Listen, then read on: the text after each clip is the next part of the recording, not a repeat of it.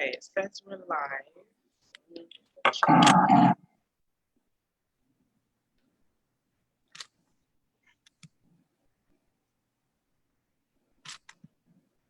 Okay, we are live. We got all the technical issues out the way. Let me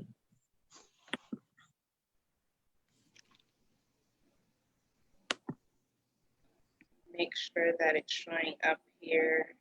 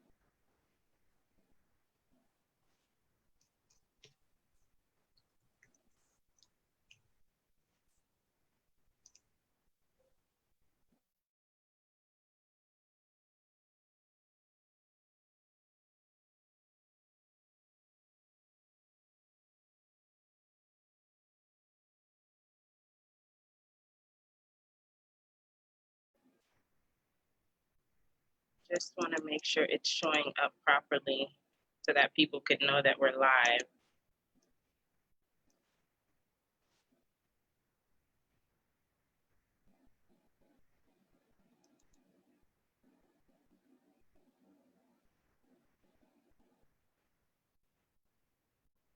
Okay.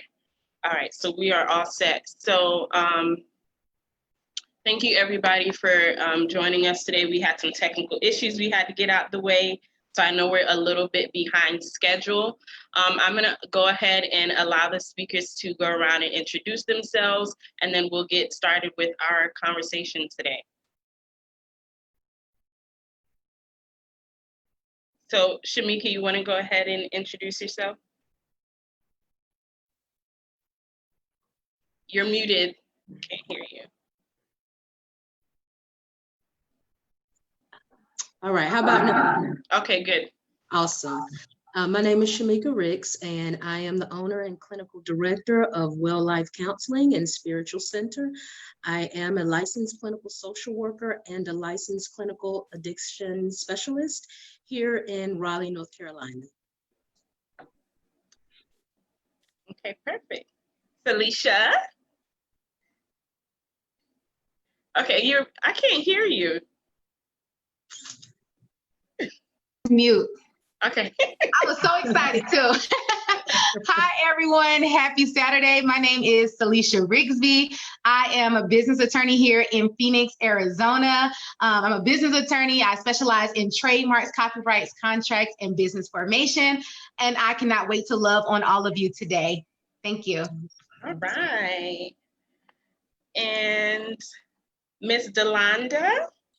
Hi, everybody. I am Delonda Owens Tucker. I am a certified Christian marriage and life coach, author, and speaker.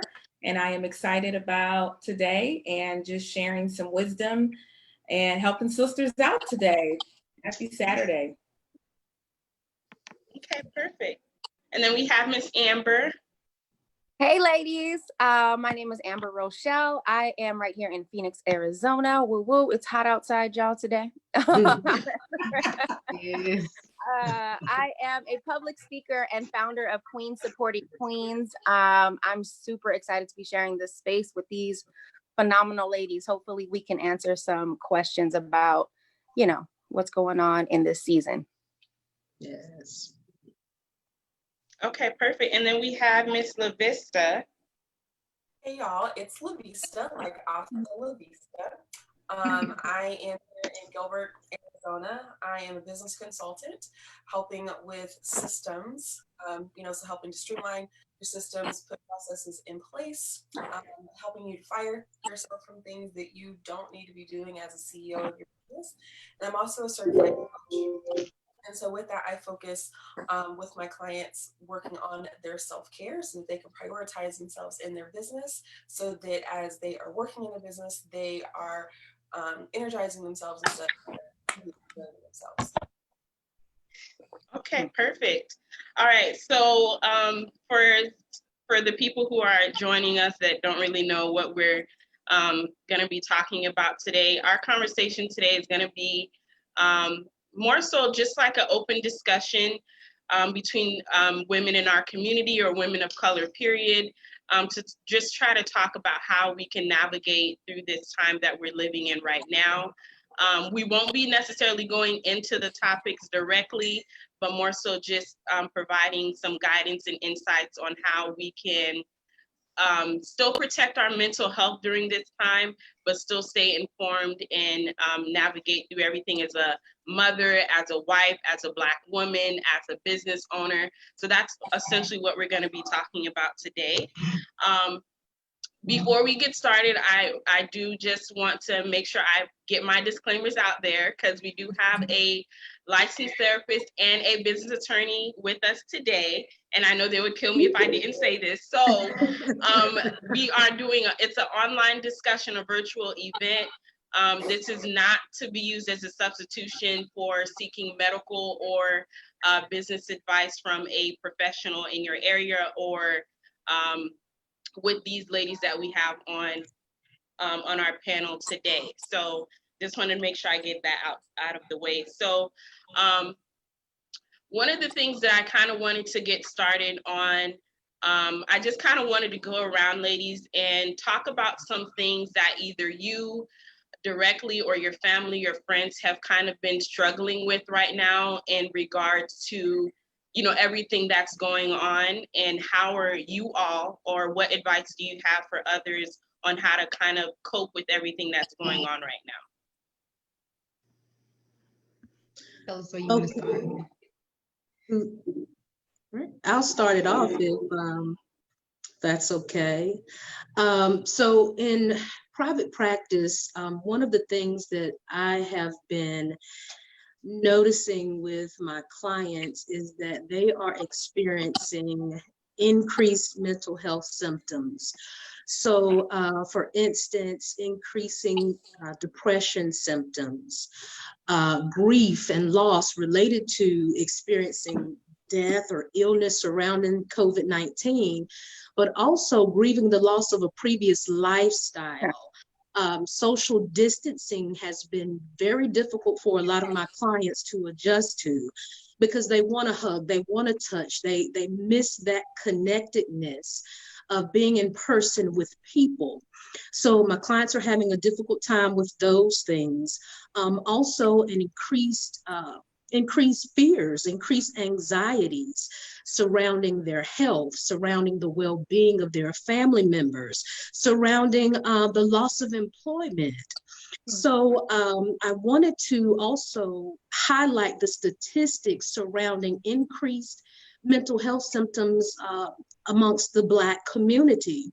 So according to the Washington Post, there was a study that just recently came out, according to the Census Bureau, that says that African Americans have experienced from a 36% to a 41% increase in mental health symptoms since the release of the video of the murder of George Floyd. So within a matter of weeks, we've seen approximately 1.4 million more African Americans begin to be affected by diagnosed mental health symptoms and challenges. So those numbers are staggering, the increase that we've experienced. So that's what I'm seeing in private practice and helping with my friends and with my clients. Yeah. I would say for me, being a certified coach, I've been experiencing clients that have already had, current issues in their relationships. And so once the quarantine happened, it made all of the issues come on display. Issues that were not dealt with, before we were all quarantined and stuck in the house. And so, I always try to urge people to do proactive work and not be reactive. And so now that issues are literally on a stage and on display when you were quarantined together, all of the reactions now is like, okay, now we need to get to work. Now we need to work on the marriage. Now we need to do this and now we need to do that. But these issues were already present. And so that has been the really harsh reality for a lot of my clients, that they have not done any proactive work before any of this has happened. And so, just dealing with a lot of marriages that are on the brink of divorce because just issues that were just under the carpet or under the rug that they didn't deal with, that now they've got to deal with. They were forced to deal with them. Right. And I'll say personally, for me and my family, so in our house, it's me and my husband and our 4-year-old. And I think it was a couple of days ago, we've been in quarantine at this point for 90 days plus, because that was a few days ago. And one of the things that we're struggling with is just we're around each other 24/7. And it's just like, oh dear God, like, nobody has any place to go. And I joke, like, it's a good thing we love each other. I mean, we do love each other, and we enjoy our time together, but we definitely are missing those routines that we had of getting up and like taking our son to school or taking him to soccer practice or going to church, like actually leaving the house. Right. Like I was joking with a friend of mine, like, I don't think I've worn a bra in like 3 months straight. I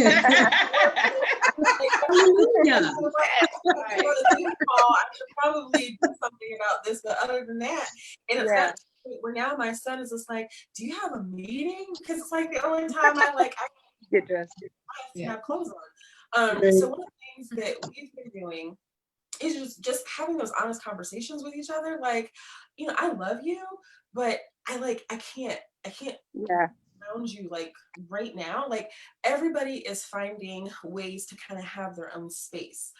So like our son, he'll go up to his room and he'll play dinosaurs in his room for a stretch of time, and then he'll come back down and he'll be with the family. My husband, he's a photographer. He'll go out to our studio and he might shoot. He's in there just like shooting himself, like playing with light kind of thing. But when I see him go out there, I recognize, oh, he needs some space, and I give it to him. And and so with me, it is, I've maybe come into my office or I've grabbed my laptop and I've gone into the bedroom with a snack, and I just want to like binge watch, Tiger King and be left alone. Like, I'm not your wife, I'm not your mama. Like, I just want to be, because I don't have those outlets of going to get coffee or walk around Target for hours like I used to, or go to have like a brunch date. So it's those adjustments that we've had to make as a family. And trying to get creative, like we do like virtual play dates, for our son, which has been interesting. Like 4-year-olds on a Zoom call is like, it's comical, but it's better than no interaction with his peers at all. What I have seen vocationally with my clients is they're having a hard time focusing. For maybe the first week or so, like in quarantine, like I think everybody had a different kind of energy, and it's like, okay, let me do that a little bit different, let me make this adjustment. And we were kind of going into it maybe with a bit of excitement almost, because it was something new that we were trying to navigate. But now it's still here, and we're still doing things this way, and we still don't have that ability to be together or to embrace people or to hug people or to go gather, in person. And now that we are also dealing with the horrific murder of George Floyd, that we all, we experienced watching a man ended in the middle of the street. And there's something about that event that took place, because I mean, we have seen this narrative play out over and over and over Right. in Mm-hmm. the community, but something this time is different because the entire world is upset. Yeah. Yes. The entire world is upset, and there's so much coming at us with different cases and updates, and you know, the administration doing this and coming out with it, and it's just like, it's just all this stuff kind of rapid fire, like all at the same time. And so my clients are having a hard time focusing. Mm-hmm. I was supposed to do like a full day 8-hour intensive with my marketing partner on Friday, and our client canceled. And you have never seen two entrepreneurs whose actual livelihood is based on meeting with other people, and they pay us to do that, for them to cancel, because we were sitting there literally dreading that appointment on our calendar. Like, we can't even fathom sitting in front of a computer for 8 hours talking to this one person all day long and giving them all of our we didn't have it in us. And so that's definitely been the thing that I think that I have seen my clients struggle with the most. Like, they can't focus because there's just so much coming at them. And so one of the things that I try to help them with is taking that break, right? Like, those of us that are moms, like, we know, like, when our littles are overstimulated, and it's like, oh, like, it's harder to get them down for a nap because they're just like so like jazzed up. We have to do the same and recognize that in us too. Like, when we're seeing all those things on social media or on the news, and like they're triggering us and they're making us feel a certain kind of way, we've got to like step back, right, to like protect our own sanity. And maybe it's fasting from media for the evening. Like, maybe it's like a 6 o'clock cutoff, and like, I don't watch the news or get on Facebook beyond 6 o'clock, so that I'm not inundated with all of this stuff. Or maybe it's fasting from social media, like on the weekend. I've been walking through a lot of breathing exercises to just help them reduce some of that anxiety that Shamika was talking about, right? That's increased in our community. But focus is definitely a thing that those that I work with have definitely been struggling with, and I've struggled with it myself as well. Yeah, I'd like to piggyback off of what Ms. LaVista said about, you know, just the family portion first. We have 6 children and big kids. You know, our youngest, our twins, they're 13, but we are that family who constantly, every day, we have something going on. We've got practice, we've got, you know, church, we've got, mommy's got clients to meet with, mommy's got, you know, something going on. My husband coaches, we're that family. So having this time frame of nothing going on and a complete pause for our family really caused us to self-reflect as a family. So it you know, again, you know, we've been in the house. My husband and I are both essential workers, so we are out of the house during the day and we come home, you know, in the evening time. But it definitely has been an adjustment for our children dealing with COVID. You know, first it was exciting, you know, everybody's out of school, we get an extended spring break, and then it's like, wait a minute, we don't get to go back to school. We don't get football, the cheer's over with, you know, so you almost had to mourn their schedules, mourn our norm for a second. And then we get hit with all of this with Mr. Floyd. And we have 3 boys who are right in the core of social media world right now. You know, we have a almost 16-year-old and our 13-year-old twin boys, and really being able during this time to self-reflect with them in this period has been, as a parent, really transformational. Because any other time we'd be going and going and going and going and going. We'd have football practice, let's talk about it on the way. We know we've got to get to church, we've got 20 minutes, let's talk about it. This time has caused us to really be able to sit here and focus on how our children are feeling in all of this. Being an essential worker, when I go to work in the morning, you know, I'm really able to talk to my few employees that are on site about what's happening and educate them on why the outrage. You know, I'm the only African-American woman on our entire team, from Canada all the way down. So to be able to really dive in on how we're feeling, what we're feeling, and sit with that has been huge for us. Now with Queens Supporting Queens, we get inboxes all the time about, we need resources for X, Y, and Z. Right now we're getting inboxes. How can I help?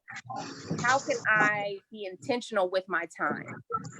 So I think in all of this, we've seen a really huge shift in priorities. We've seen a shift in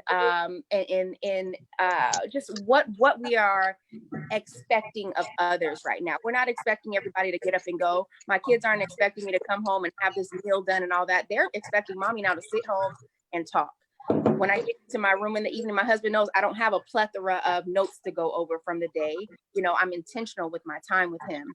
So I think in all of this, it's been crazy. We've been shut in, all of us, together, but it's really caused me to be able to reflect and look at myself in the mirror as a mother, as a wife, and just as someone who is responsible for these people's feelings right now.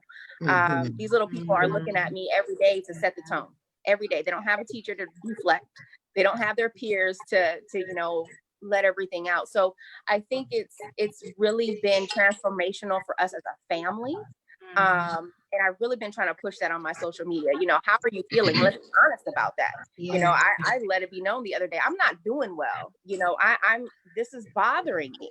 And I think we need to, in our corporations, in our everyday life as a mom, wife, and a CEO, I think we need to be intentional about the time we have. I don't think that's by circumstance that we had COVID. Now we have it. I don't think that's, I think we're supposed to feel right now, and being open to what our sisters are feeling, what our family is feeling, what our community is feeling, and feel that with them, and do what you can. I was just talking to an employee, a Hispanic woman, and she's like, Amber, I don't know how to help. I don't know what to do. And I said, just by your heart stance towards this is a protest. I don't expect you to go outside and, hold your banners up if you don't feel like doing that. But let's talk through how you're feeling, because I can tell you how I'm feeling. It's not going to be the same, but it's really, this time has really allowed me to be intentional and present with those who I have dealings with. I echo everything that everyone said, especially what Amber just wrapped up with. I think being intentional is very important. I don't have children and or anything like that. So from that dynamic, I'm at a loss for that one. But with as far as clients, a lot of my business clients, they're in that rut. Some of them are going through some really great things with their business, but then internally they have a lot of emotions going on. So they're like, do I post? Do I tell the world of my goodness while all of the sadness is going on? So they're having that split of the baby, so to speak, on what to do. And then some that are just not feeling, their head's not in it, right? They don't want to move. They don't want to think. They don't want to feel anything. They're numb. So not even having the encouragement to get up and do the business or promote the business or make the sale.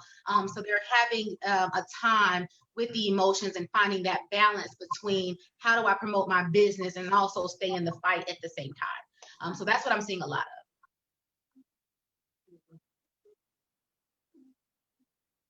And I think one of the things that I've noticed, I think that not only with the George Floyd situation, but also with COVID, it's kind of allowed us to put things in perspective. Things that we thought that were such priorities aren't really as serious as we thought it was. So I think it's really put a lot of things in perspective and really just take the time to appreciate the little things.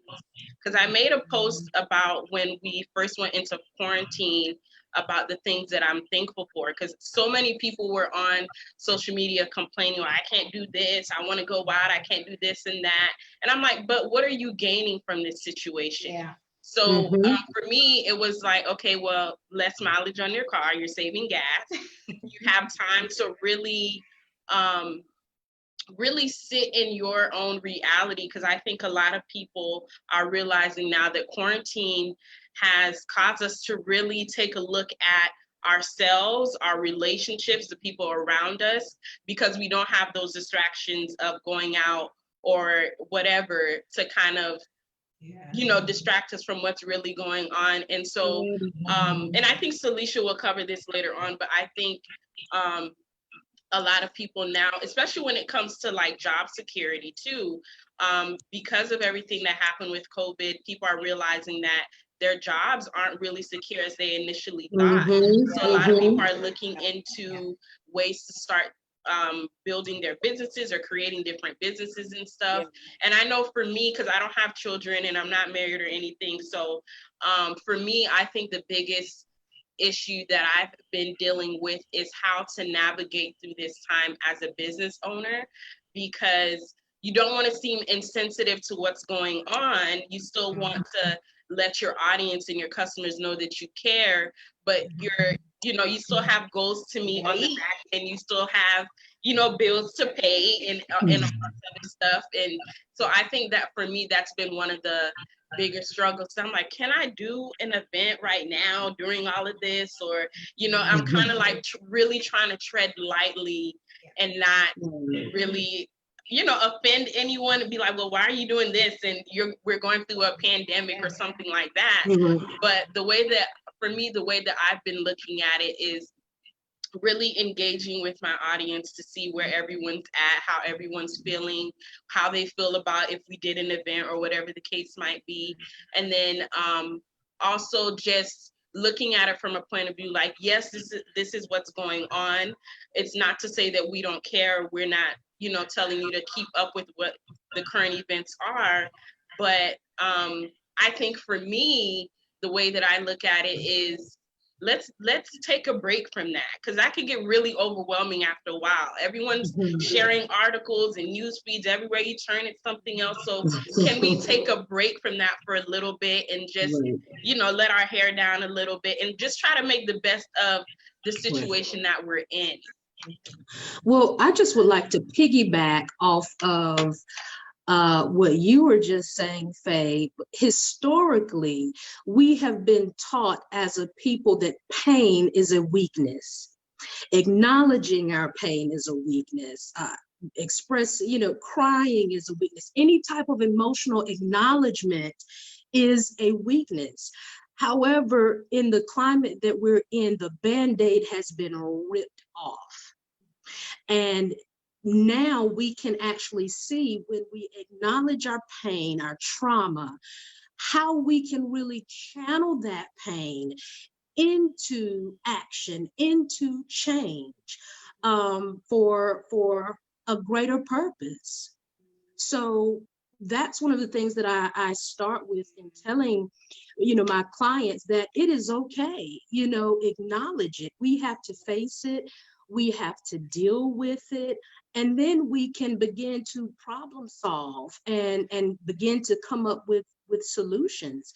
But pain or trauma, or, you know, expressing or acknowledging our emotions is not a weakness. It's actually a strength for us. Yeah, and also what you just said, Faye, about as far as and I wholeheartedly agree with what Shamika just said. But what you're battling with is what I mentioned that I'm seeing a lot of, about businesses not knowing if they should share it this time, if they should promote it this time, if they should market it this time. My piece to that is, and piece PEACE to that is, selling is serving. You have to understand that your gifts and your talents and what you have to bring to this world is a part of the protest. It is a part of what's going on. It is moving people forward. When you share these events, when you have people and when you collaborate, you are being a part of the protest, because the protest is about how do we move us forward? In moving forward, it's about what your gift is. You can't move forward with my gift. You can't try to do what someone else is doing. There are multiple layers to what we are doing to move us forward. We need soldiers on the forefront. We need people handing out waters to those people, taking care of them. Then we need the people who are sending the money. We need people who are organizing. We need people who are still running the world to know that Black businesses matter. So every layer of your gift and your talent is a part of moving us forward. So when you post, when you market, you are touching your part of the journey. You have to keep that at the forefront. So you sharing, you having an event, that is a part of the movement, and we all have a part to play in that. So don't feel like, oh, I should restrict or I should hold off. No, you promoting Black business, you promoting your events, that is pushing us forward. So that is a part of everything that we have going on, and you are an important part of that, and every business is an important part of that, because we are correcting the narrative by doing that. Yes. Right. I so agree with that, because I was dealing with that on my own platform, just trying to figure out what should I say. And it had and I was so amazed at how all of what has happened, even with George Floyd, had what it did to me. And I was just like, kept trying to tell myself, it's okay to feel this. It's okay to sit in all of this. And I just think so many times, as many of you all have said, it's okay. It is okay to sit in it. It is okay to feel it. And I was listening to Dr. Caroline Leaf, and it really changed my whole entire outlook. And she said, it is okay to grieve what was. And I was like, that's oh good. my God. That's good. Because so many times, especially as women, because we're so multi-talented, multifaceted, and we can do so much, doesn't mean that we should do everything. And so when she said that, it was like something freed me inside. Like, Delonda, it's okay that you're not good. It's okay that you're actually still even in the service industry, but you're dealing with some things. So it's okay to even grieve the monumental things that were supposed to happen in your life. My daughter was supposed to graduate from college. She's a 4-point student. I was looking forward to, my daughter graduating from college, and everything, got canceled. Our 10-year wedding anniversary, that got canceled. Trips got canceled. Being with family got canceled. And I was just in a state of just shock. And I didn't know how to respond. And I felt like I needed to be this strong person for everybody, because everybody else was grieving, but it was like, it's okay for you to also grieve. It's okay for you to grieve. And once I got that, I was able to then go to my platforms and then speak from a place of transparency. I don't like to do anything that's not transparent anyway, but there's times, when we can get caught up and we can be like, okay, well then that's them and that's how they feel. Like, no, we all in this together. This is how I was feeling as well. I was feeling overwhelmed. I was feeling hopeless. I was feeling helpless. I was grieving. I was feeling like depressed and didn't want to get out of the bed because I'm missing monumental events. So all of that made me have permission to feel what I felt. As it relates to my platform, what I decided to do was do something that would conglomerate everybody together that was dealing with something. So I put on like a wives prayer. And so we all came together and we prayed for things that were going on in people's relationships and in their homes and things like that. Just doing my part to try to bring some kind of mending and healing. I like that.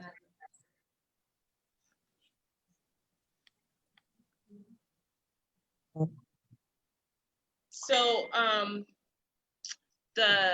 one of the things that I've been doing on the back end, because I've had some people reach out to me and be like, Faye, why aren't you out protesting? Are you gonna come out to the protests and stuff like that? And for me, I couldn't do it. It's something that I'm literally scared of. And for me being the only person here, all of my family is back on the East Coast and stuff. So I'm looking at what's going on and everything else, and I'm like, I'm scared. I'm literally scared for my life, and I don't want to feel guilty because I don't want to go out and protest. And I think that's one of the things that I've been seeing a lot around social media, and I made a post about it. And I mean, some people agreed, some people didn't, but basically what it said was that being silent is not being compliant. Yeah. Because people are saying, well, if you're quiet during this time, that means you agree with what's going on. And when I made that post, I was like, just because somebody's sharing articles or grievances on Facebook doesn't mean they're doing anything outside of that.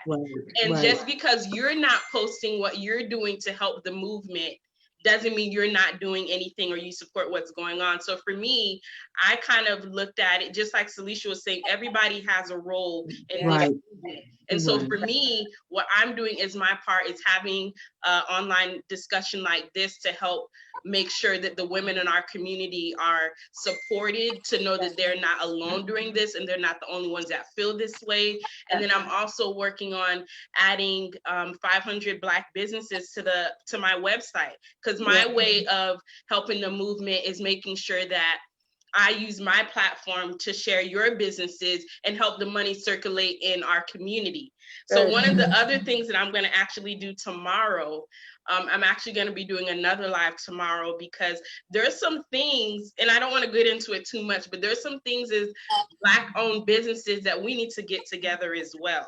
Because like I said, I don't want to get into it too much. I was gonna listen this last night with my husband. We were literally saying this last night. Like, if you got your business out here, can you have your business together? Yeah. Come on now. Right, because there's some things that we need to get in place, and I know, especially when you're just starting off, it could be an issue where I don't have money like that to really put in my business. But there are a lot of free or very affordable resources that we as business owners need to take advantage of, because I'm all for supporting Black businesses, but we have to be able to find you, be able to get in contact with you, be able to order from you without having to DM you or wait a week for a response or whatever. So that's what I'll be covering tomorrow. But again, that's my role in the movement of making sure that we're not only protesting what's going on, but we're helping circulate the money in our community and supporting our community and what people are trying to do in our community. That's good. And I would like to say, as a social worker, I was experiencing guilt as well. I felt like, I should be on the front lines, I should be out there protesting. And I had to say to myself, you know what, that's not my role. My role is to create a safe space, a healing space for the people who are on those front lines, for the people who are experiencing the trauma, and the repercussions of what is going on in all the changes within our own personal lives, because we have to take care of home first. So we have to keep going, in order to get out there and fight on the front lines or battle in whatever your perspective role is. We have to first make sure that home is fortified, home is safe, that we are mentally and emotionally, spiritually healthy. So one of the ways that I kind of let go of that guilt was to recognize that nobody's role is more important, or nobody's role is than anybody else's role. Because we're all in this together, and it's going to take a multifaceted approach. With all of our gifts and all of our talents together in order to accomplish what it is that we're trying to accomplish as a people. So one of the things that I also want to highlight, a part of the protest, is for especially us as women, as we are the backbone of society. We're the mothers, we're the daughters. We're oftentimes in a generation to where we have to take care of kids and take care of parents and run businesses and all of these things, these responsibilities that we have as women. So a part of the protest is for us to really, now so more than ever, is to engage in self-care. Yes, ma'am. Care of ourselves needs to be our number one priority, because for so long we have been socialized and taught to put everybody else in front of ourselves. Yes, ma'am. You know, if we go around looking raggedy and crazy, that means we're taking care of our family. You know, that means that we're really working hard if we are broke down. And that is not true. So taking care of ourselves, engaging in self-care. I like to equate our mental and emotional health to a cell phone. If we don't plug it in and recharge it, then what's going to happen to us? We're going to break down. We're going to give out of juice. We're going to give out of gas. We're not going to be able to function properly in the way that we need to. We can't show up in the way that we need to if we're not charged. There you go. If we're not holistically healthy. So we have to do that as women. We have to set boundaries and say no, because Superman and Superwoman never existed. Right. You know, we're trying to live up to expectations and standards that we will never be able to meet. Yeah. So set boundaries. It's okay to say no. I can't do that today. Yeah. You know, saying no. We don't have to be people pleasers anymore. Because no matter how much you do, you're not going to please everybody. Right. Miss So Shamika. no, a complete sentence. Say no. Ladies.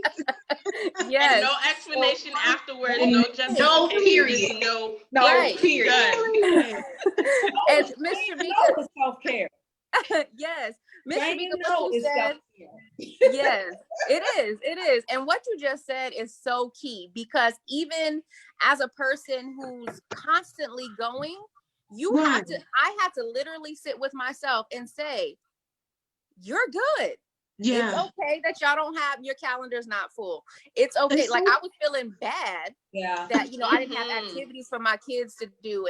And, you know, I didn't have something planned out for them to do in the backyard or in the house. And it's like, I had to sit down and my kids are looking at me like, we're straight. You tripping. Yeah.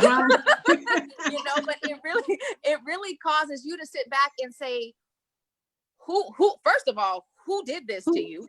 Who said you had to be always going to feel like you were being an effective mother?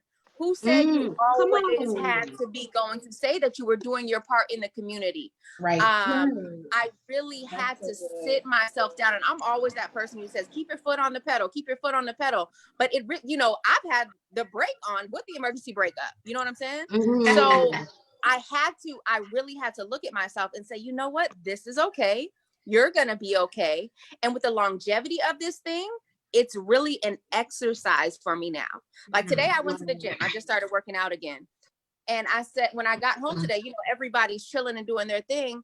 I literally felt okay today for the first time. We've been in quarantine for 90 days now. I felt okay that we didn't have a game to get to. Nobody had practice. We didn't get to the grocery store this morning. You know, I felt okay with that. But showing people that side of me was a challenge, because everybody expects Amber to have it together. Amber has a plan. Amber has 16 activities. Let's see how she's gonna get all these done. I really had to be open with telling my platform, we're not doing anything today. We're chilling today. And I'm feeling my feelings today. And this is what it feels like. I don't feel like I'm doing enough, you know? So what you said, Ms. Shamika, is so true, because it's still an everyday intentional practice to tell myself it is okay. You're gonna be okay. You're still an effective mother. You're still an effective wife. Your platform is being affected by what you're saying. So I think we just, as women, we just need to be a little bit more honest on our platforms. One of you ladies did say that, you know, saying, you know, I don't have it together. I think it was Miss Delonda, you said, you know, I don't have it together. I'm not feeling it today. I think if we show that a little bit more, we can support that a little bit more. We just have to be intentional about that, I think. Leaning on. That's one of the things that I know I struggle with, because people come to me like outside of the group and text messages, phone calls, DMs everywhere. And I'm just like, oh my God, people are really counting on me and my shit is not together. I'm still trying to figure it out. And so for me, it's something that I struggle with, because I think for me, it's part of trying to be that strong Black woman and being superwoman and saying, oh yeah, I can throw whatever. I'll handle anything you throw at me. And I'm like, oh my God, I'm overwhelmed.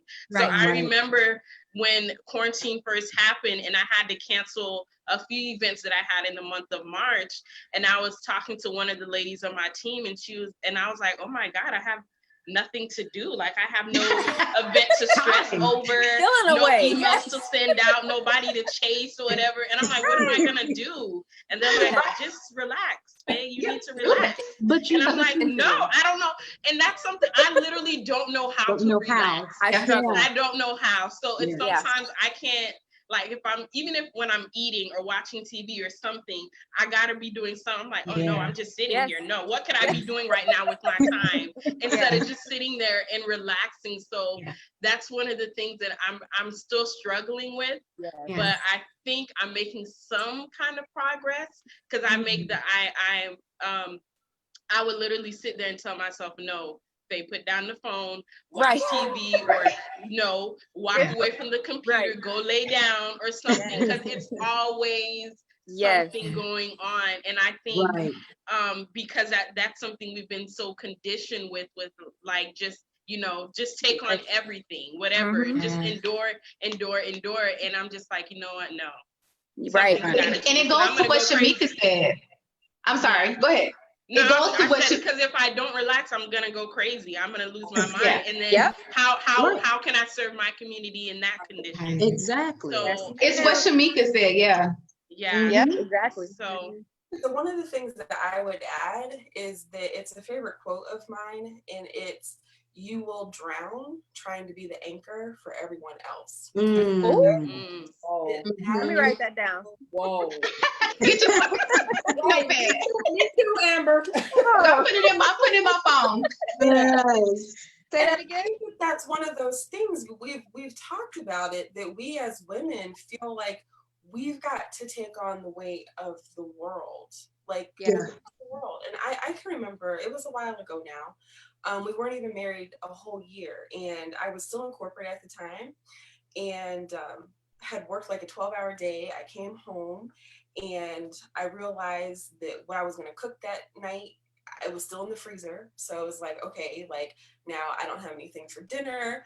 I walked in and realized like I still had like this little laundry that I hadn't done. I'm like still in my suit. I take our dog out, and somehow or another he like stepped in his own poop. So here I am suited up, trying to like wipe poop off of like this dog's paw. And like by the time like my husband like saw me, I'm like bawling, crying. He's like, what is wrong? Like he literally looked at the dog and he was like, what did you do to her? Like, what is going on with her? And I was just like, I haven't got anything for dinner and the laundry and and he's like, he literally looked at me, he was like, I don't need you to cook dinner. He's like, we can go pick something up. And I'm just like looking at him like, what? And he's like, I don't need you to do my laundry. He was like, I can do my own laundry. Like, don't we do that to ourselves though? And so he's like, who told you? Who told you? I need you to do those things. And I'm like, but I'm the wife. Like, that's what I'm supposed to do. Yes, ma'am.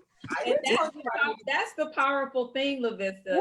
And that's what Amber was saying. I wanted to come back to like what Amber said. Who told you? Right. Who told you that this was what it had to be? Who set that standard? Who did that? The preconceived expectation of a wife or a mother, but it's like it's embedded in us. We immediately crucify ourselves. Yes. We have, a million task list of things that we have to do.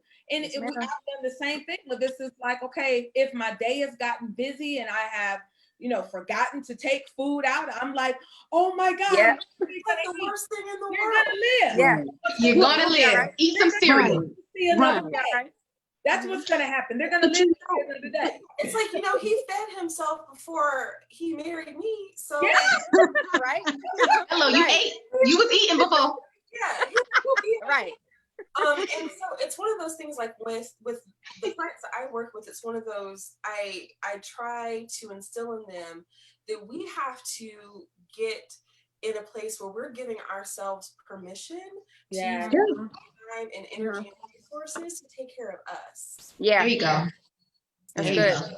And And one of the things, like with self-care, like we use a lot of metaphors, but sometimes they're kind of cliche, and they're rooted in our self-care is rooted in taking care of other people. I'll do this, that'll So make me a better mother. I'll do this will make So me a true. better wife. I'll do this will make me a business Yeah. owner.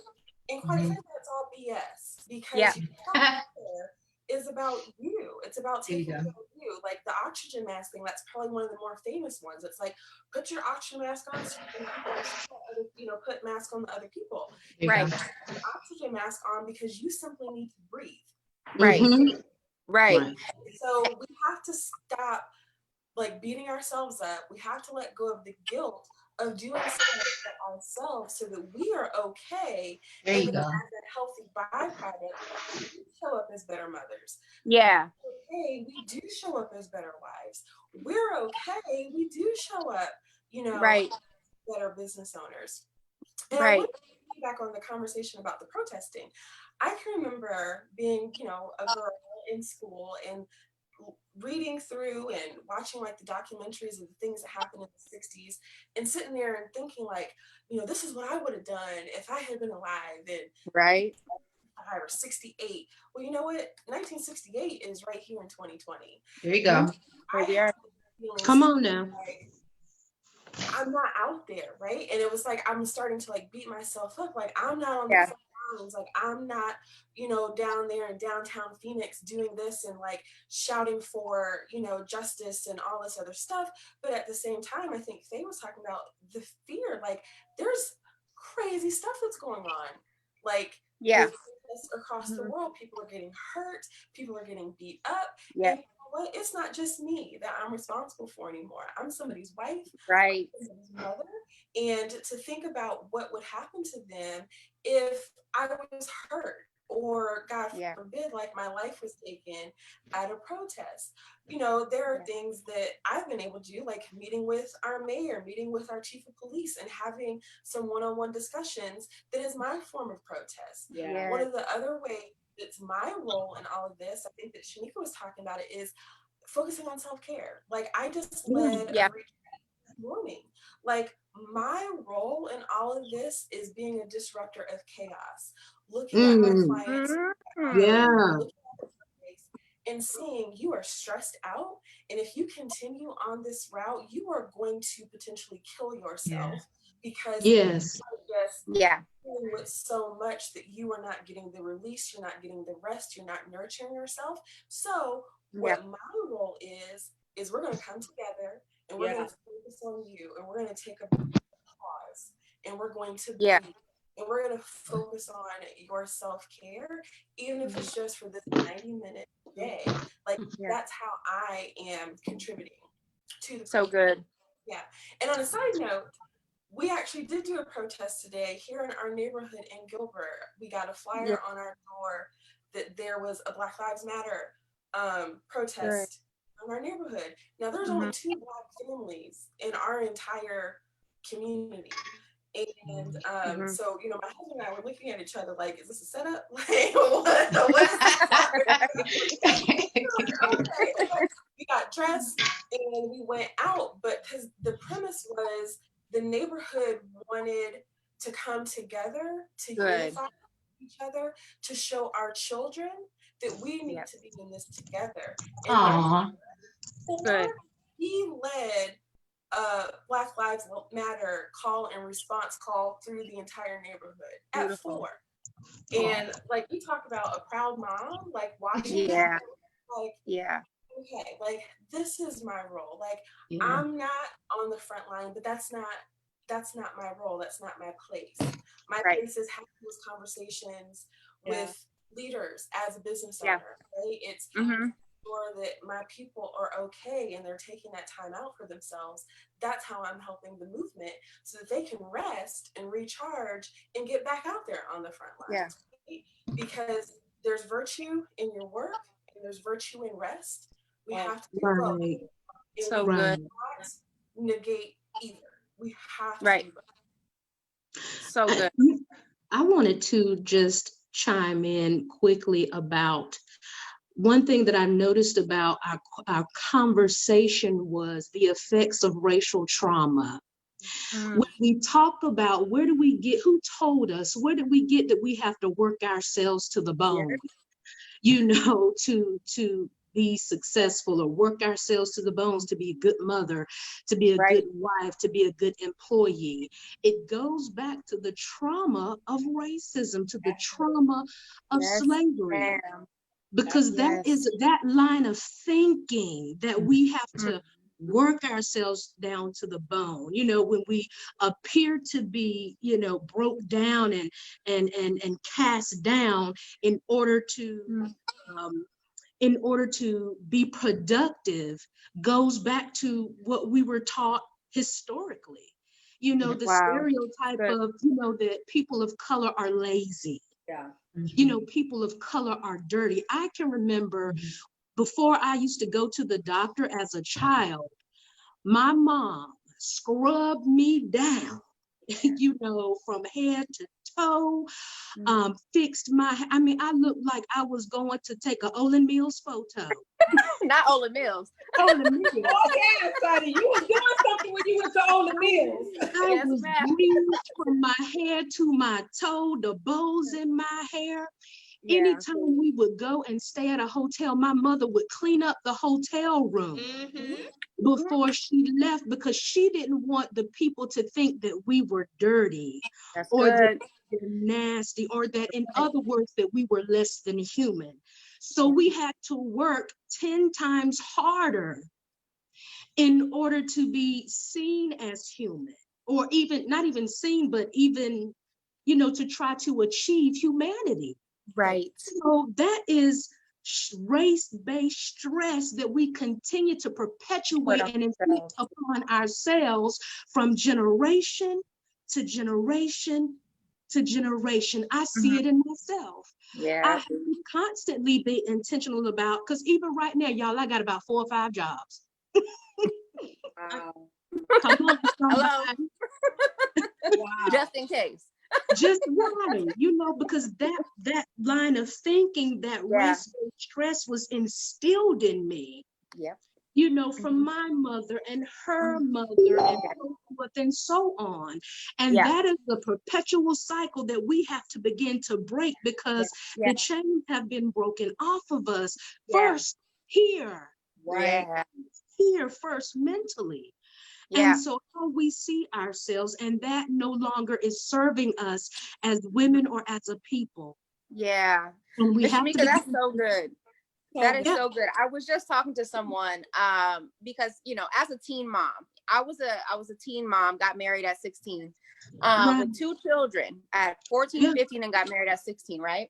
So you almost create this survival mode that you are in, because one, I don't want, yes, I'm a statistic right now, but I don't want to be a representative of that statistic, right? So you're surviving. You move out to prove a point, and then you struggle. You put yourself in some more struggle, so you're surviving. And then you just create all kinds of trauma within yourself, failure, doubt, fear, all of those things, right? So you're in survival mode. It wasn't until right during this quarantine when I had a discussion with my husband, and I literally realized I am, my oldest is 21 years old. For 21 years, I have been in survival mode. He's like, why don't you, like you said, why don't you put your phone down? Why aren't you okay with not having to go into work? Yes, you're an essential worker, but literally you can go in for 2 hours a day and be straight. Why do you do that to yourself? And I really had to sit back and say, you know what? I have literally been in survival mode. Not intentionally, but unintentionally for 21 years. 21 years of stress and hard work, but in my mind doing that because I'm thinking that that's the only way to survive. We got money in the bank. Our cars are running. We have a home. Our kids are fed. But in my head, just in case, keep going. Something might happen. Somebody might look at you crazy if you sit down. Somebody might look at you crazy if you're not working, because it's been embedded in me. Always present the best, like you said with your mother. I always presented the best when it came to my children, when it came to my family. So during this quarantine, having to be like, you're okay. Yes. You're okay. You don't need to be in survival mode. Who told you you had to go and pick up another side hustle because you have time? Right. Not because you need the money, because you have time. Right. You know what I mean? Use that time to really and sit with yourself and deal with yourself. So that's so good what you said about your mother, because it's the same thing for us who experience trauma, self-inflicted trauma as a young person. You're surviving right now, you know, and you realize once you realize you don't have to do that anymore. It's also another phase that comes through, because that's where I am now, trying to figure out it's okay to have time. And I want to think about it like this, you know, that initially it was placed on to us, and then we took on the role of the oppressor, and now we oppress ourselves. Yep. Say that. That's something that we have to be set free from. Yes. I agree. And I think one of the things that I kind of want to piggyback on as far as that, I think that shows up in the workplace as employees as well.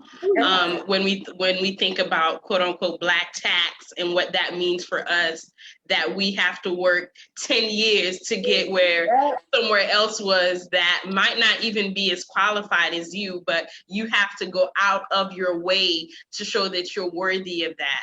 Or even if you're a business owner in business for yourself, people are always pushing the narrative, oh, you gotta hustle,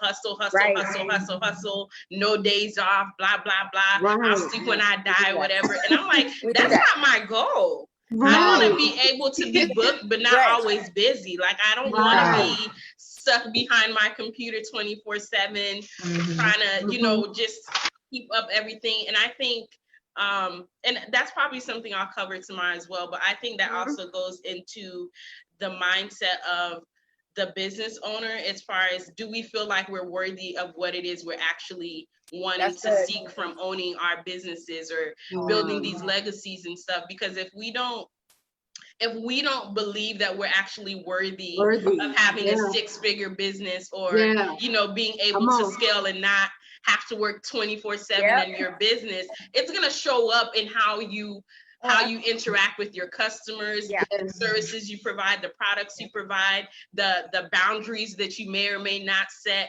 So I think a lot that whole mentality from slavery is shown up in so many different ways throughout our lives, no matter if you're, you know, a business owner, an employee, a mom, a wife, and all of that. And I think it's time for us to break the cycle. It doesn't have to continue. This is not something that has to be our normal. And I think that's something that even me, I'm talking about it, but I struggle with this as well, because I'm like, I don't feel right. Like my that little voice in my head is like, Faye, what are you doing? You're just sitting here. You could be doing a million other things. And so I think we have to really be intentional about really breaking that cycle, so that we don't pass it on to our children, our spouses, or even project it onto our friends and our family and things like that. Because a lot of the stuff that we're dealing with were projections placed upon us by somebody else, and we just took it.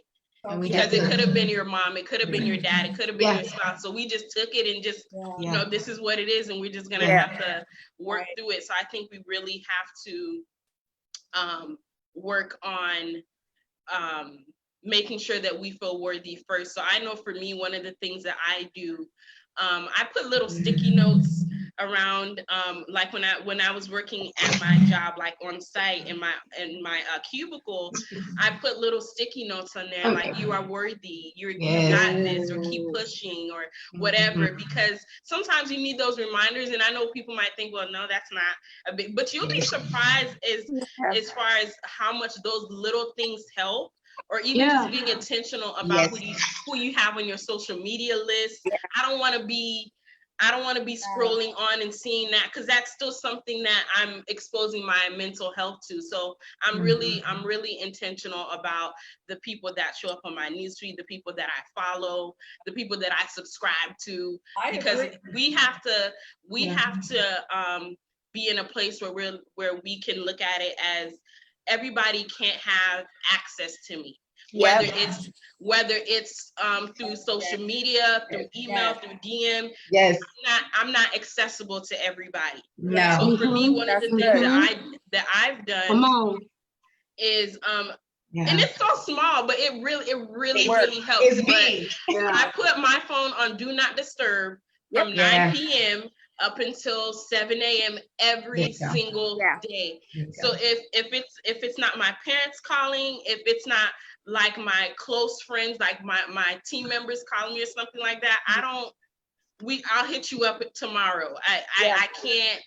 I can't, and that was one of the things that I learned the hard way, because people were calling me at all crazy times from the East Coast thing, because my phone number is East Coast, so they'd be calling me thinking it's 9 o'clock, and I'm like, no, I'm still in bed. Like, we need to figure this out. So those are the little itty bitty things that I've done that have really lifted a weight off my shoulders. And I know as far as like business, because I think all of you have your own brands and stuff, but setting business hours, making sure like if my hours are 9 to 5, Monday through Thursday, or Monday through Friday, you email me at 5:01, we're gonna wait till Monday to get back with you. Or just setting something up where like, hey, we received your email, we'll be sure to get back to you. Because that's part of setting the boundaries. We can't be accessible 24/7 to people, because we're never gonna get that break. We're never gonna be able to breathe, and we'll never get out of the cycle of being that strong Black women if we don't set those little itty bitty boundaries in place. So that's one of the things that I've done, because I was losing my mind, y'all. I couldn't do it. I like it. That's good. That's so Be good. non-negotiable, right? Yeah. You're gonna put it in place.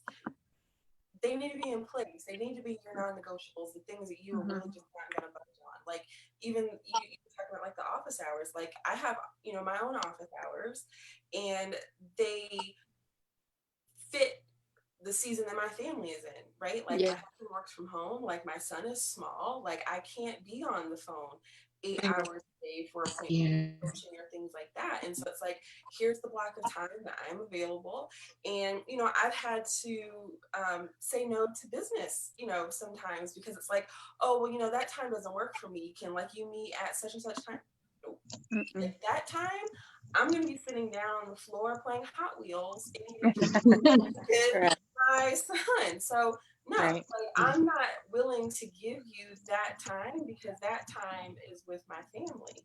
And even in those moments where like I try to like cross those boundaries, like, he has gotten so accustomed to, like, he knows if I'm in the office and the door is closed and it's locked, that's mommy has to focus on work. Gotta be quiet. I've got to talk to whoever it is I'm talking to. I've got to work on whatever it is that I'm working on. But he knows that if that door is open or I'm not in this office, I'm his. And so he'll see me like pick up my phone and he'll be like, mommy, you need to put your phone down. Because I've gotten used to like, hey, like, that's her office time. Like, I respect it. I don't go in there. I don't bother her. And he's gotten used to that, in his short lifetime.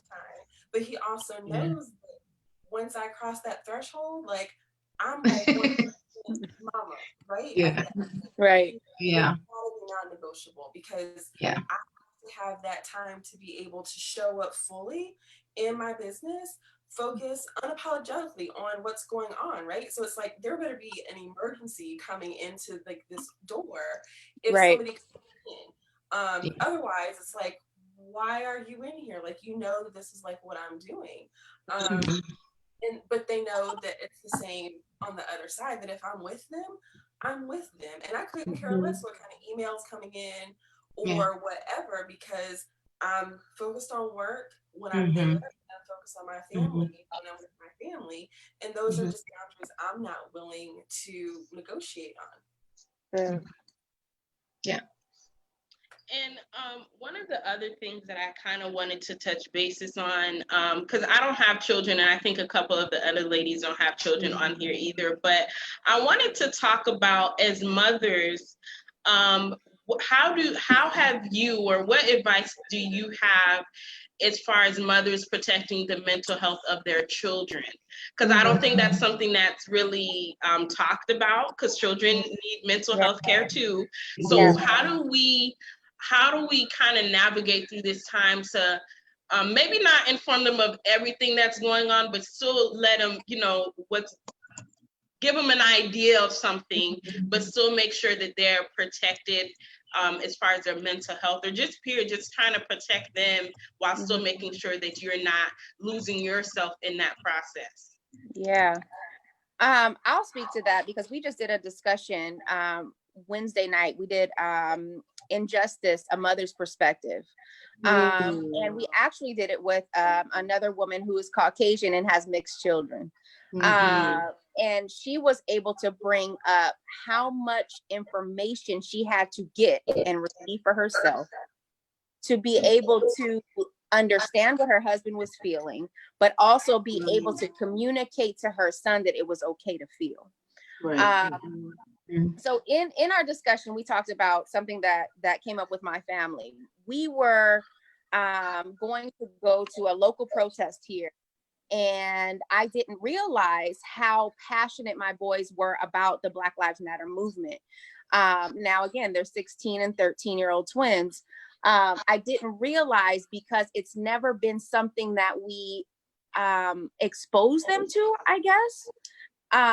So when we got out to the small protest that we did here in our community, there was a lot of Caucasian, my son's Caucasian peers were there from school.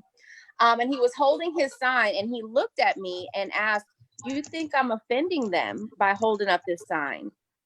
So we were able to come home and have a discussion, and it was so beautiful because I didn't realize that my children had to, like mommy, had to play both roles. They had to educate their Caucasian friends, but still take a stance for what's happening. And here I was, explaining to my 13-year-old son that you can have, friends of a different race and still have a voice. Either they're for you or they're not. But it really opened up some discussion that I didn't think that we'd be having at 13 years old. We teach them, don't go out. You're not allowed to go outside with your hoodie on. If somebody, if an officer pulls up while you're at the park, this is what you say. This is what you don't say. We really didn't expose them to it's okay for your white friends to support you during this. And no, you don't have to hide when your white friends come around. Let them know how you feel and let them know you're not mad at them. That's not a thing. But opening those little pieces of communication that typically we'd have that conversation, when they got bullied in high school or something, right? We wouldn't have that in elementary school typically with, it's okay for you to be Black around your white friends. It's okay. It's okay to let your friends know that, your mommy's Hawaiian and Black. Yeah, she's really, really white skin, but my mom is Black, and it's okay to say that. We didn't really have those discussions before because it wasn't right in front of our face. So listening to your children right now and watching their body language, I think is huge. We don't have the news on all day in our home because I see that it does not do my children well. We have the discussions when daily, but for my son to say, is it okay for me to hold this sign? Do you think I'm offending my white friends? It was like a light bulb went off. Like, oh my gosh, we didn't discuss that piece. We didn't discuss that you don't have to be mad. And we didn't discuss that we're not mad. We're not mad at every white person we see, baby. We're not. So I think with our children, we really need to listen right now. We have the time to. Absolutely. We really need to listen. We really need to watch. And some of our kids can't handle all of the information. No, they really can't. We need to be intentional. And, having 6 kids, you learn that every kid is different. One of my sons, he wants to know everything. He wants to know the facts. When did this happen? How long was his foot on his neck? Why did they do it like this? Where did he go afterwards? When my other son is like, I don't want to talk about it anymore. So allowing your kids to feel, and allowing them to take a stance if they choose to, I think is important in this time because we have the time to do it. That's why I don't think this is by circumstance that we're having to feel this at home with our families. It's time for parents right now to be parents. Yep. And we listen up. And we're taking care of those babies' minds during this whole piece. Mhm. And I just want to say something real quick, because I can't really speak to this directly, but I do want to just let the moms know that it's okay if you're having a hard time trying to figure out, how do I talk to my child about this? And it's okay if you need to reach out to somebody, or if you need to see a therapist or something, because that's a whole other situation within our community that we run away from, like therapy, that's for crazy people, or that's for other people. So I think it's okay if you don't know. The issue might be if you don't know and you don't try to know. So like, just reaching out to resources. These women on this panel have amazing brands and everything, and if there's something that they can help you with, I know in my heart that they would not turn you away. And if it's something that they can't help you with, I know that they can point you in the right direction, and myself included. So don't get so caught up in trying to figure out how the conversation should go. Just start it and kind of open up that channel of communication and see where you're at. Just like Amber said, you have one that wants to know everything and one that's like, you know what, I'm good.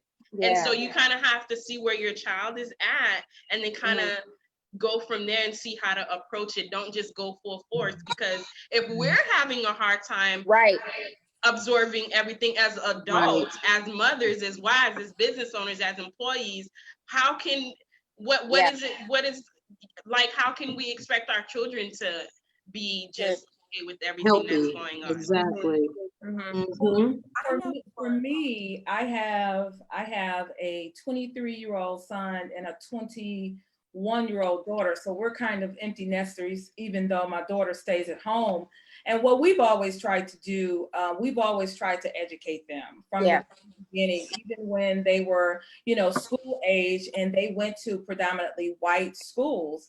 But we always educated them about your skin color, about systemic racism, about how, you might get, you might have to really, really strive to get that A, all that stuff we've taught them. And so when this happened, we just kind of leaned on the communication that we've always had. We did what we always do, was just like a check-in. And we're like, how are you feeling? What's going on? And not really trying to, overtake the conversation, but literally taking a seat and allowing them to actually have permission to feel, permission to be pissed off, mad, angry, whatever your feelings and emotions are, but to get it out. I have a son that is a little bit more boisterous, and my daughter is a little bit more reserved, and she's extremely sensitive.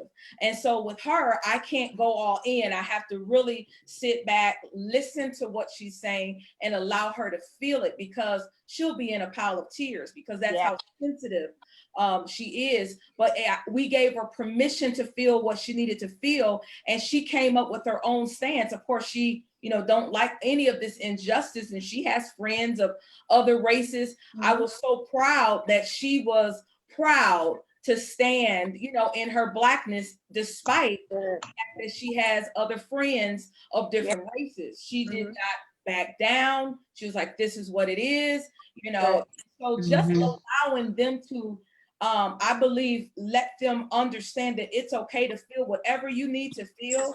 Give them permission to feel what they need to feel, and to not have a judgment. We have a non-judgment zone when they decide to, share their heart. We're not going to judge whatever whatever you're feeling is what you're feeling, because I think that's probably what's missing with parents, is that we don't validate. Right. Come on, Delonda. Well, why you feel like this? And why you do? It's like, no, don't do it. Allow you to feel what you feel. If you're feeling angry, if you want to cry, if you want whatever that is, I'm going to validate that as your mother and as your, and as your father. We need to validate that. That's good. That was really good. Yes, it was. Because I know for me growing up, that was something that I struggled with. And I remember once me and my mom got in an argument. And I was like, well, how about how I feel? Yeah. And she was just, it was like, well, you're a child. And I'm like, okay, I know I'm your daughter. Yeah. I'm a creation of you, but you created another whole separate human being. We're not always going to agree and stuff. So I think, and it could be a cultural thing too, because I'm Haitian. So parents don't ever believe that you're ever a full adult. Lisa would whoop my ass right now if she wanted to, because I'm still her child. Right. But understanding that it's not, you're my child, but you have feelings, you have your own thought process, you look at things differently, and understanding that as a parent, so that it's not, okay, it's my kid, it's another human. It is. Feelings, emotions, and depending on where they are in the age group, it's a lot of emotions that could be going on. And so helping them to understand, like, it's okay to be mad or angry, but how are you channeling that? How are we going to use that emotion to make the situation better, or to have a role in this entire movement, to say that, I couldn't be on the front lines protesting, but this is how I can help serve my community. Yeah. That's so good, because my daughter is a CNA. She's she's going to be going for her master's of nursing. So she's an essential worker right now. She's working at a rehabilitation hospital, but her heart wanted to be on the front line, and she felt guilty for not being able to be on the front line because she's an advocate for injustice. And I said, honey, there's so many different ways that you can be on the front line. And so she chose to use her social media platforms to educate her friends, educate her platform to systemic racism. And I said, that's how you do it, because nobody's role is insignificant, whether you're whether you got a board or whether you got a voice. So it's still not diminished. Yeah. Yolanda, you have spoken to me. Listen, I'm over here with the chills, like Yolanda, the empowerment. I'm empowered. I feel like I'm your daughter. The empowerment you just spoke. I felt it. So, we have to, I don't have children, but I'm always taking on other people's kids. I love it. Give them back. But I always, speak to my nieces and my nephews and my kids at church and all of that, and empowering them and giving them the voice. And something you said, Delana, that spoke with me, even as a 31-year-old woman today, how you said the no judgment song. I relate so wholeheartedly with some of the stuff Shamika said. I'm from South Carolina. And in the South, you don't pay bills, you don't get feelings. Okay. You're not old enough to do that. Okay. Anybody understand what I'm saying? Yes, you don't have a voice because you don't pay any bills. Okay. And so as an adult, learning that, wait a minute. I pay some bills now. Is now the time for me to have a voice? So honestly, instilling what you just said in your children, Yolanda, I want to say good job, mama, because let me tell you, I'm in therapy now, okay? I'm looking for a therapist too, so. I'm in therapy now. I'm 1 year in, whoop, whoop. But these are the conversations that I'm having to have with relearning that like some of the things that you subconsciously have is showing up in your daily adult life. You don't even realize that it is what it is. So what you just said, I want you to know, I don't know if anybody else received it, but I received a piece of information. I have chills, and I'm not gonna cry on this live. I was tearing up too. I'm like, let me back up a little bit. If I got nothing else out of today, that spoke to my heart. And so I appreciate you for doing what you're doing for your children, and for her to even be able to have a space to talk to her mother. Woo, child, today, but I appreciate you for sharing. I really do. Thank you so much. And I think the passion comes from just kind of like what we were saying, and also what Shamika was saying, just as how we were raised. I was raised as a PK, which is a pastor's daughter, and I didn't have a voice. It was, this is what it is. That's right. If you don't like it, you can leave.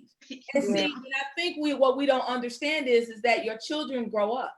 And they have a legacy to have with it when they get married and when they have children.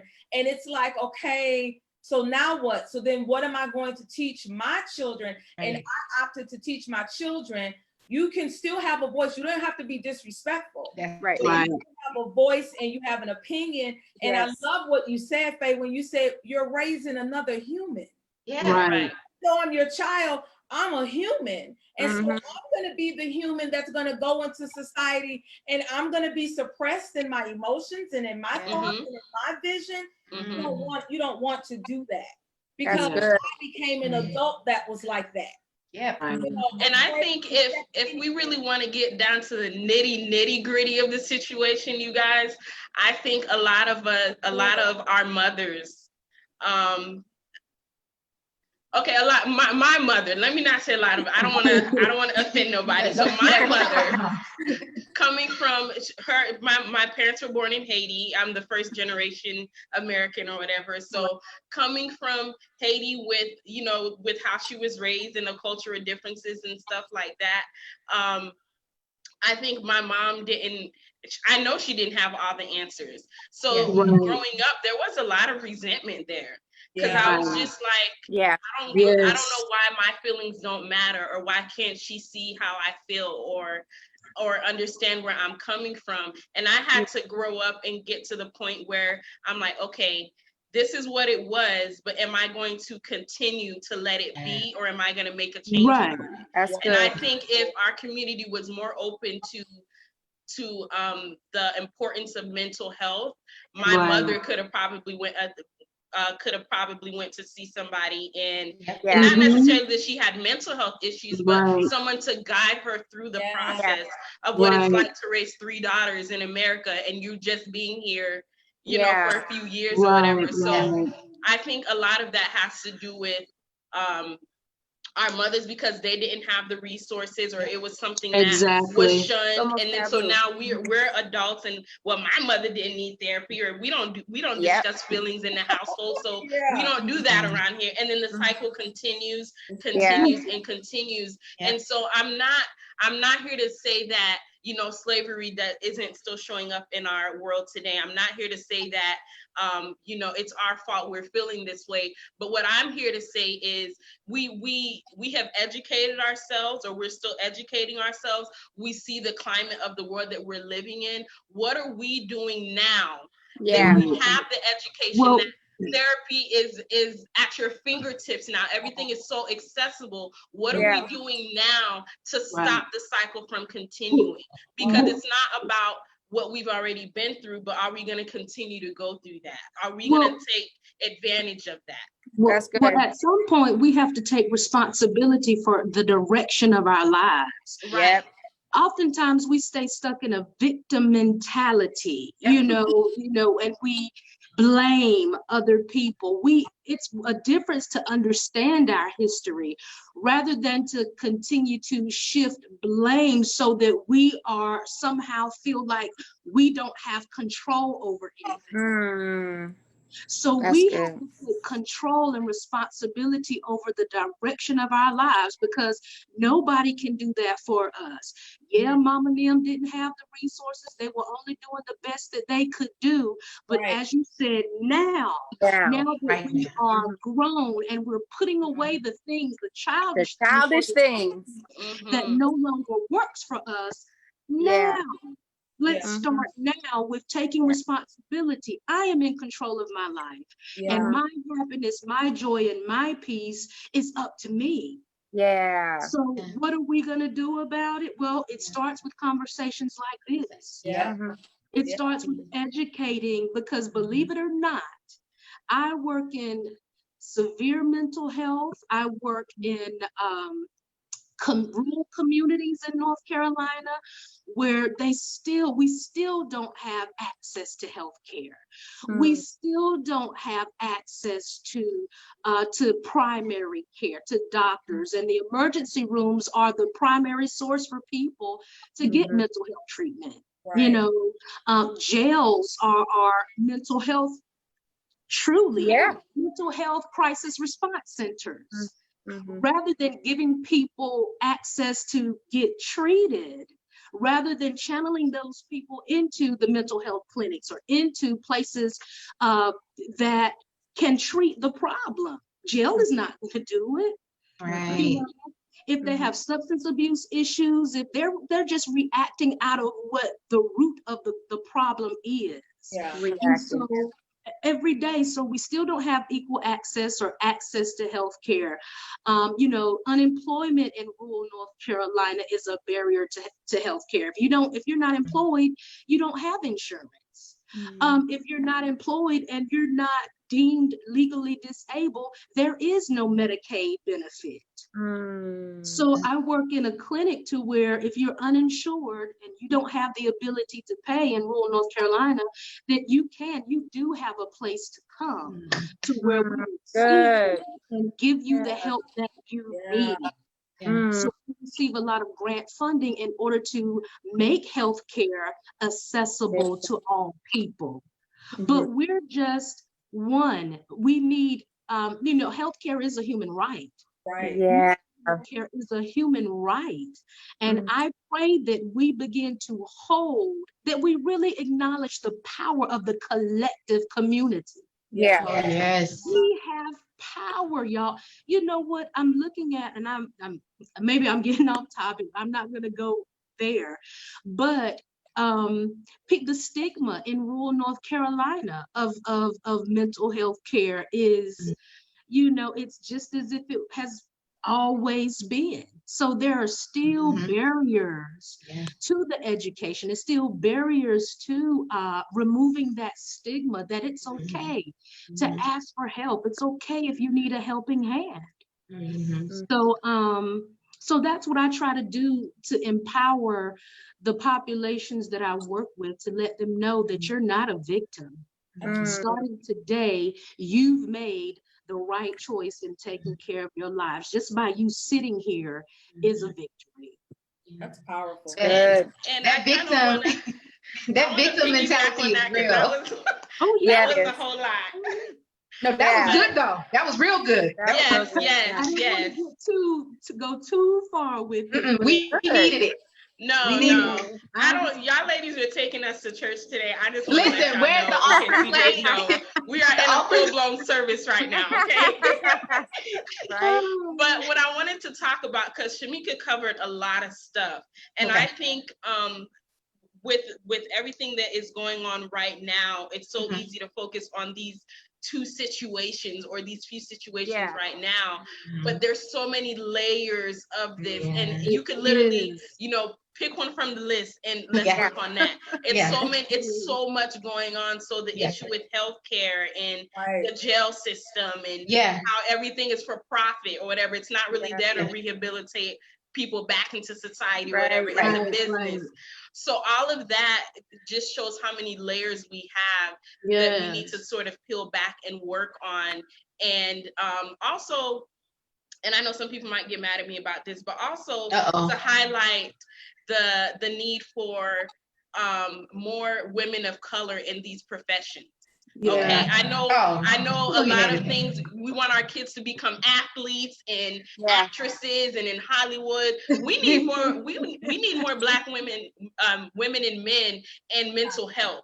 We need to see people that look like us, that understand what it is to be us in these fields, so that when that could be your way of giving back to the community with providing those resources. So we need more people in the tech world and all these other professions that everybody else is dominating in, and we're just focusing on the NBA or the NFL, and they don't even do this right either, but that's a whole other situation within itself. But I think that I just wanted to really bring that to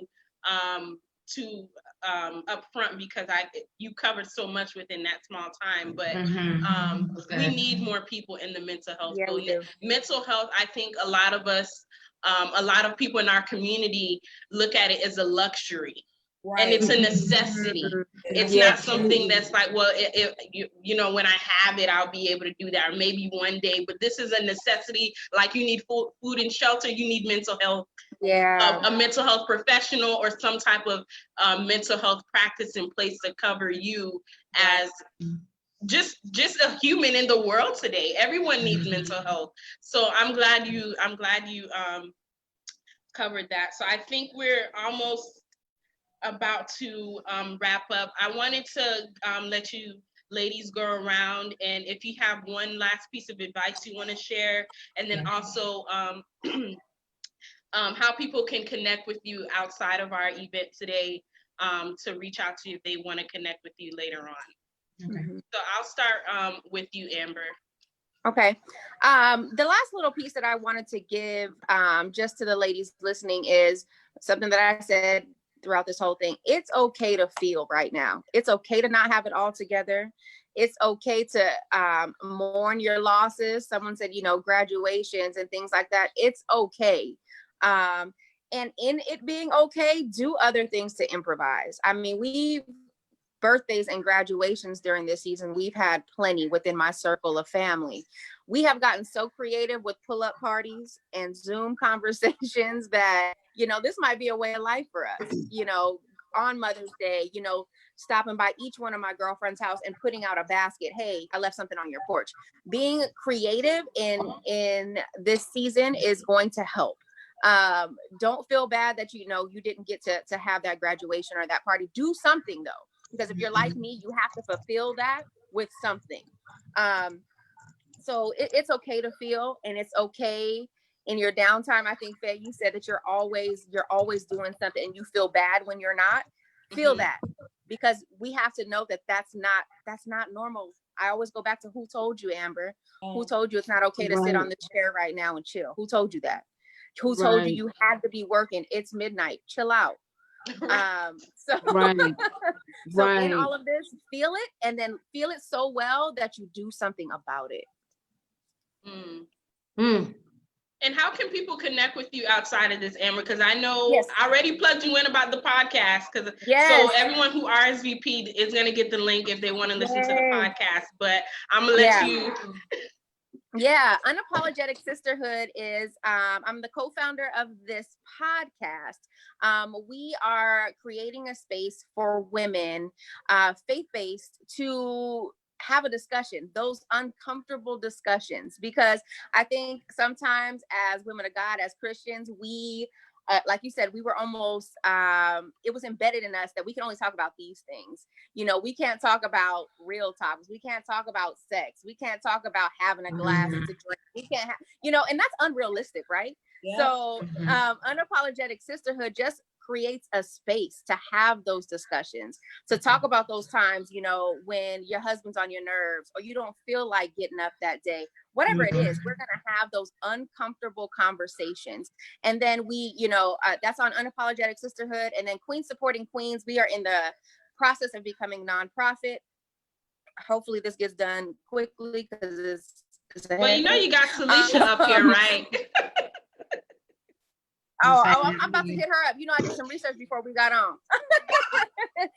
Queens Supporting Queens, we want to be a platform of resources to our queens, people that want to start up businesses, people that want to find out about, therapy and self-care. We want to be a place of resource to our women. And we want to be able to support you. We want to be able to congratulate you and be there for you. So that's Queens Supporting Queens.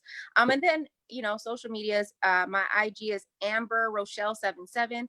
Or Facebook, hit me up. I love having these conversations. This was beautiful, and I'm honored to share this place with you ladies. Yeah.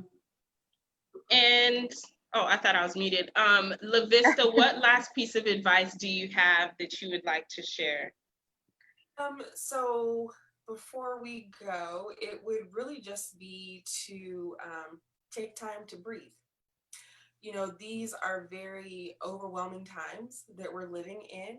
And we have a lot of excuses when it comes to not doing self-care. It's too expensive. It takes too much time. I don't know what to do. I don't want to feel selfish. Breathing is probably the simplest form of self-care that you can do for yourself. Costs you nothing. You can do it anywhere. It doesn't take a lot of time to focus on intentional breathing. And breathing, it's one of the greatest pleasures of life. So I would just, that would be like my parting words, to just, take that time and breathe. So maybe start your day, maybe end your day, do something intentional throughout the day to focus on paying attention to how you are actually breathing. Take those healing deep breaths and release things that aren't serving you well anymore. You know, pause, make time for stillness, because we've already talked about it over these couple of hours that we feel that pressure to just go, go, go, go, go. That's not true, right? So pause, take that time for stillness, make time for your own rest, and breathe to receive and to release the things that no longer serve you. And if for those that had actually RSVP'd for the event, you guys will be getting all of our speakers' websites, their social media information. I know, La Vista, you have a free self-care guide that we've included in that email as well, so you could download it. I'm also going to put it down in the comments if you didn't have a chance to RSVP, so you can go ahead and get access to that as well. So Delonda, what last piece of advice do you have for anyone watching right now? Last piece of advice I would say would be to stay connected, because it seems like we're all so detached because of the COVID and all of that, is to stay connected, be present, listen, find you a support system, whether that's your family, whether that's a friend, whether that's even reaching out to a professional, but stay connected, stay present, listen to each other, and find you a support group, and just be okay with, you know, mourning what was, grieving what was. It's okay to sit in the emotions of what's going on. I would also probably say you have to be mindful of your input and your output. So I would limit, you know, how much I'm watching, you know, limit your input and limit your output, what you're putting out there. You don't have to always constantly be busy, but also limit your input, what you are actually digesting, seeing, reading, listening. Right. Limit all of that. Be real mindful of that. There's a thing that I do absolutely every morning that I wake up. I get up and I don't rush about. I don't get up and just start getting myself busy. I stay still and I pray and I ask God to give me everything that I need to encounter this day, because I don't know what I'm ever going to encounter, because I'm not God. So I'm like, you know, God is the only one that knows what I'm going to encounter. So I ask him for everything that I need, whether that's peace, strength, wisdom, insight, and I lie still and I receive the download. Right. That absolutely helps me every single day to not get up and rush about, but to just lie still, kind of like what La Vista was saying, lying in stillness, and just breathing, just being present. So that's a big thing for me, and that I would love to leave with everyone. I can be found on Instagram. My handle is @thewise_wife. I am on Twitter as well as Wise Wives Rock. And my website is www.thewisewife.net. And I have enjoyed this day with you all, with all of you. I mean, we all got to stay connected. I got to get everybody's social media handle, because I'm staying connected. Yeah. This was such an honor to be a part of. Thank you so much, Faye. Thank you for coming on. Salisha, what last piece of advice do you have for our viewers today? Thank you. This has been amazing, ladies. I wouldn't be me if I wasn't a little extra at the end. So I actually have quick 7 points. They're really quick, that I would like to leave with you all. One thing that I want you all to think about is shift the narrative of your mindset. Okay. You're facing something, you're going through something, try shifting your perspective on it first and see if that helps. Number 2, know that make self-care a habit, and start associating your perception with self-care as being productive. Don't think of self-care as, you know, this is a thing that I have to, even just sitting and watching TV, if it's making you feel good, that is your self-care, and that is being productive. Okay. You're filling yourself up. Number 3, know that no words are enough words. saying nothing sometimes can be just enough to get you over that hump. So no words is enough words. Number 4, it is okay to not be okay. It's perfectly fine. If you need to break down, cry with the ugly cry, you do that. And that is just okay. Okay?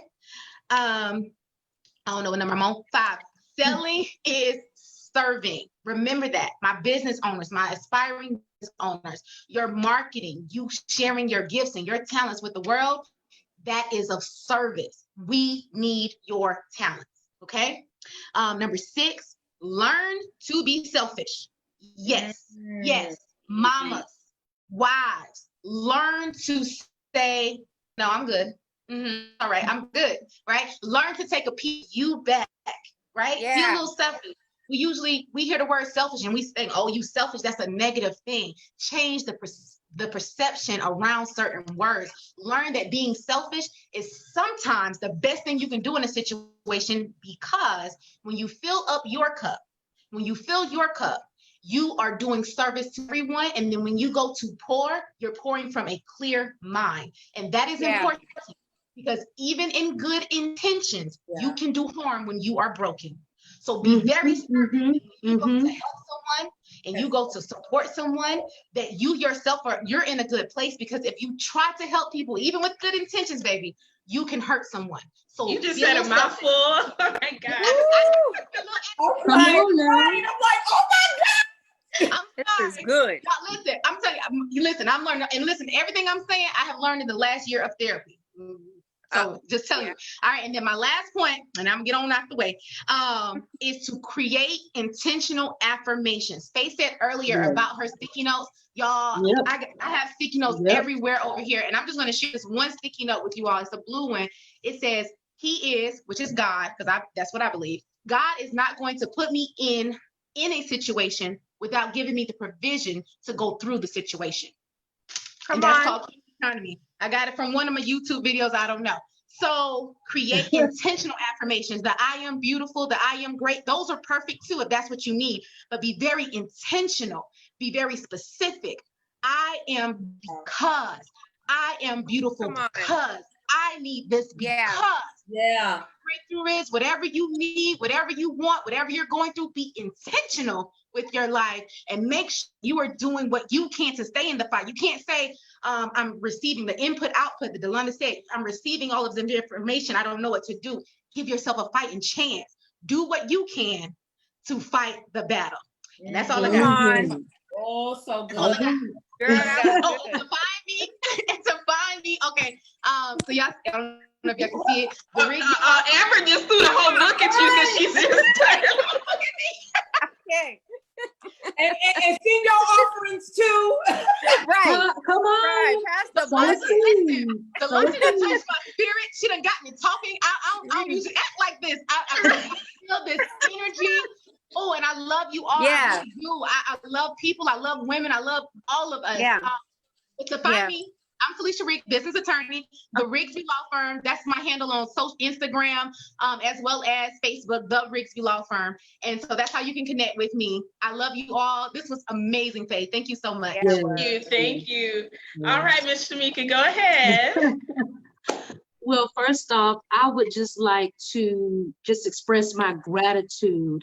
And I want you ladies to know that you all are chosen vessels and that you all have been used today mightily, and that you all have purpose and you have been chosen and appointed for such a time as this.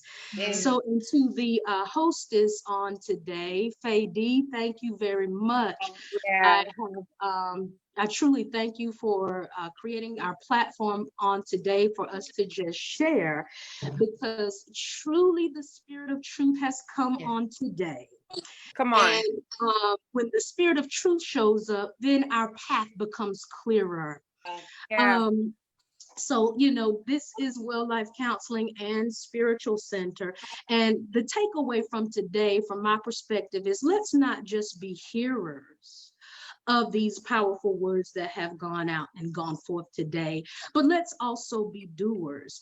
Doers meaning whether you need to rest, Whether you need to take some time to meditate, to reflect, to wait on answers, those are action words. Yep. Those are still things that we need to do in order to continue to fight this movement, as well as take care of ourselves.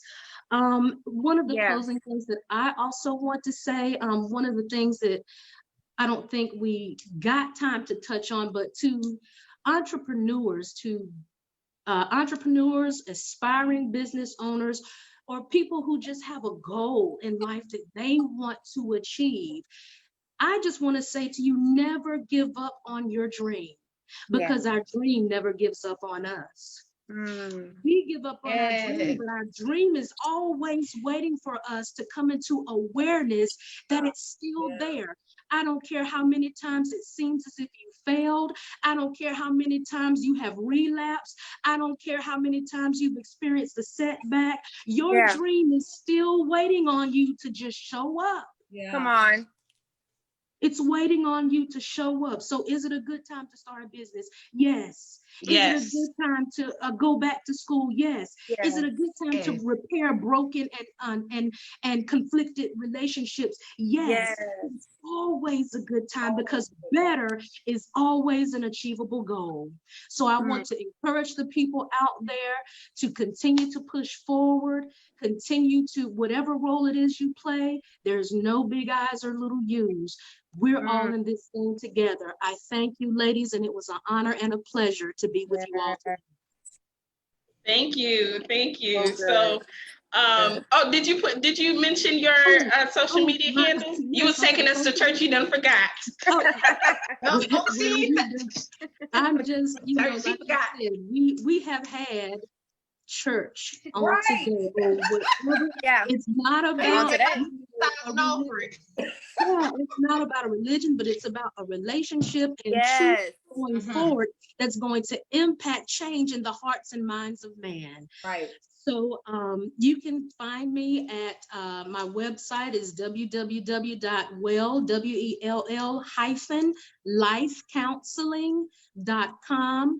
I do have a Facebook page at Well Life Counseling and Spiritual Center, as well as on Instagram at Well Life Counseling. Meet me at the well, everyone. Yes, honey. I'm coming to that well. Honey, come to the well. This benediction. Come on. Come see a man. Well, just so you ladies know, because she didn't mention it, she is able to virtually see private paid clients outside of the state of North Carolina. So if you RSVP'd for the event today, or one of the speakers, her sessions are usually $150 for the initial consultation. She is doing it for $95 for the next 48 hours. I don't know why you didn't mention this, but it'll be included in the comments. It'll be in the email. Y'all gotta plug yourself in now. That's good. But that is something she's offering today for anybody who watches a video or catches a replay. So I wanted to make sure we let y'all know about that. So first of all, before I give any of my last pieces of information or whatever, I want to thank you ladies for coming on. This was something that I literally thought of, I think like in the middle of last week. I made a post, you ladies responded and you were on it. I know you guys, it's Saturday afternoon. Outside is kind of open back up now. You guys could have been anywhere today, but you guys came on and supported me in helping to support our community. So I'm extremely grateful to you guys. We might have to do a part 2, but I'll talk to y'all later about it. I cannot tell you how much I appreciated it. We went to church. We had a therapy session a little bit.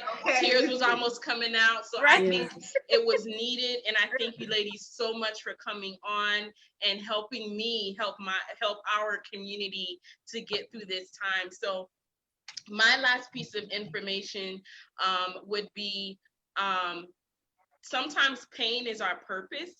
And when I say that is that sometimes, like Shamika was saying, our dream is waiting for us. Yes. Sometimes we got to go through some shit before we can realize what path we need to be on. Yeah. Because when everything's going good and everything is on the up and up, we're not worried about the dream that's waiting for us over here. So sometimes we have to go through these situations to get clear about what our purpose is. So when she was mentioning, is it a good time to start a business now? Yes. People are in quarantine, they're having issues with their children, their relationships, their spouses. People are realizing, well, I'm in need of this because I want to do this now. So people are really gaining perspective because of everything that's happened with the quarantine and everything else. So realize that the pain that we're going through right now, the pain that we're feeling doesn't have to just be that.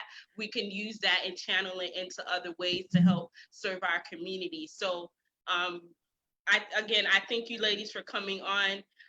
If you're watching, you're probably already in the Facebook group, but you could find me at Black Women of Arizona or Black Women of AZ.